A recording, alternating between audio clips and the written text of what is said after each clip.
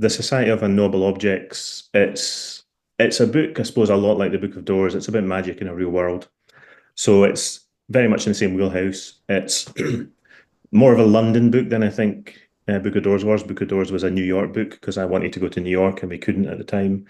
So this one I've brought it home a bit and I've sort of set it very much in London, but there are scenes all over the world because I like traveling, and if I can't travel, I'll try and do it vicariously through my characters. So we have scenes in Hong Kong and in Cairo and in Alabama, of all places. But yeah, it's about a secret society in London who, for many years, have spent their time trying to identify and collect everyday objects that have magical powers. So a bit like the Book of Doors, there was all these books that could do different things. In the Society of Unknowable Objects, there are a range of everyday items, whether it's a pen or a die or whatever, that can do weird and wonderful things.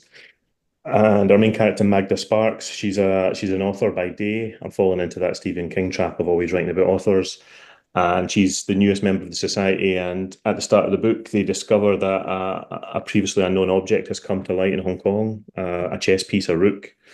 And so Magda's dispatched to try and find out what it is and what it does. But almost as soon as she lands in Hong Kong, she's face to face with a deadly killer who seems to know a lot more about magical items than she does and knows a lot about her. And thus commences a romp across the world with magical items and danger and a little touch of horror as always. So it's many of the same features as Book of Doors. It's adventure and thriller and magic and a bit of horror, globe-trotting, lovely characters, all that kind of stuff.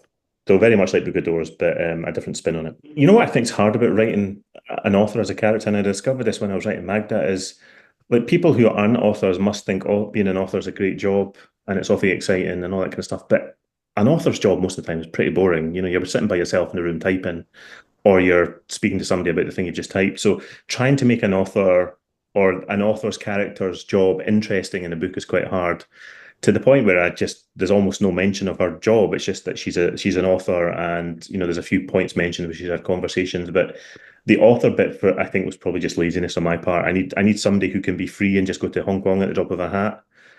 What kind of person can do that? Who's got a 9 to 5 job? That's not an easy thing to do. So I know I'll make her an author, and I know what that's like, don't I? So not only an author, but she's an author who's independently wealthy as well. So everything that you need to get somebody to Hong Kong to investigate a magical item. So being the author thing wasn't hard, but I think the hard thing was, as with all characters, it's trying to find who they are, trying to find the thing that sets them out so they're not flat and bland on the page. And I don't pretend that I'm brilliant at that, but until I feel I know the character well enough, they don't convince me. And that's true for all characters as well. Every character I find, I need to find something about them that makes them sing almost, that makes them feel real or three-dimensional. And it can be a small thing. But for Magda, it was finding out the sort of person she is. So she's an author, yes, but she's a bit of a naive person who loves the idea of magic. She sort of loves the romance of it. And of course, her journey of the book is a bit of discovery about the realities of magic and why it's not all it's cracked up to be. So taking her from that sort of wide-eyed and innocent and enthusiastic person to sort of slightly more hardened and cynical at the end, that was a sort of the doorway into understanding her and the journey she had to go on. But the author thing was almost an aside. I find dialogue, I almost use dialogue to find out who my characters are. So the describing who they are and describing their thoughts, I find harder. But if I can stick a few characters in a room and give them a bit of dialogue, particularly if those characters are sort of strongly in my mind, they almost, I mean, it's a bit of a cliche, right, that it almost writes itself, or they come alive. And I always used to roll my eyes when I would hear if they're saying, oh, the characters would come alive and they say what they want, but I kind of know what they mean. You know what they're going to say, and you know if they've said something that even if you don't know what they would say, you know that it's not the right thing. That's not what they would say. And so if I can get the dialogue to work, so one of the first scenes in the Society of Unknowable Objects is Magda at the first meeting, or one of the first meetings of the group, and it's her and there's two other members of the group, and just getting the interplay between the three of them helped me define the three characters. So dialogue, I find, is a really useful device for more than a physical description or introspection or something seen from their point of view. The dialogue helps me position characters in opposition to each other and position who they are and what the boundaries are. Because if they're sparking off people, or if they've got conflict, or I don't like that person, that comes through in the dialogue. And maybe I use dialogue to dig out the stuff that I know subconsciously that I haven't thought through properly because I'm lazy and I just want to start writing. So I don't spend the time to prepare. I just crack on and work it out as I go. And so I think dialogue helps me do that. Mostly it's because I want to go back to places I've been. So Book of Doors, it was full of places. I mean, almost the first 40 pages are just me showing readers my holiday photos. Here's this place I went. Let's see it through the eyes of this character. So when it came to Society of Unknowable Objects, and I don't know why this is, I really wanted to go to Hong Kong. I've been to Hong Kong, but I really wanted the characters to go to Hong Kong.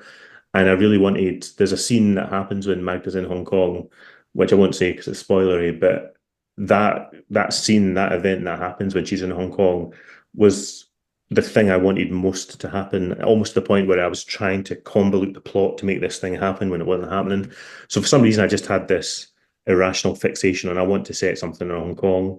Maybe it was just a longing to go back to Hong Kong, I don't know. So I had that and I had London and then I wanted somewhere else and I wanted somewhere that was maybe a bit less obvious, a bit less touristy. So I used Cairo for some of the backstory for one of the characters as well, just to give it a different flavour. And then I wanted to have some scenes in the US because obviously I've got US readers as well. So for reasons that I don't really know, I picked Alabama, maybe because of the convenience of the main character to be able to purchase a gun. I don't know. There's a scene where the character has to buy a gun, and Alabama's good for that. I don't know, but I wanted somewhere that wasn't, like New York or Los Angeles or Boston. I wanted somewhere that was a bit more sort of quieter and a bit more rural, I suppose. So I picked Alabama for all of all places. So it's part instinct, it's part trying to give a bit of contrast. So you go from Hong Kong, big city, and London, old city, to Alabama, and different locations, and trying to not just be that author that only writes about New York and London, and see a bit more of the world. But also, it's a bit more of a challenge to me. Can I depict these different locations authentically to my satisfaction? Can I feel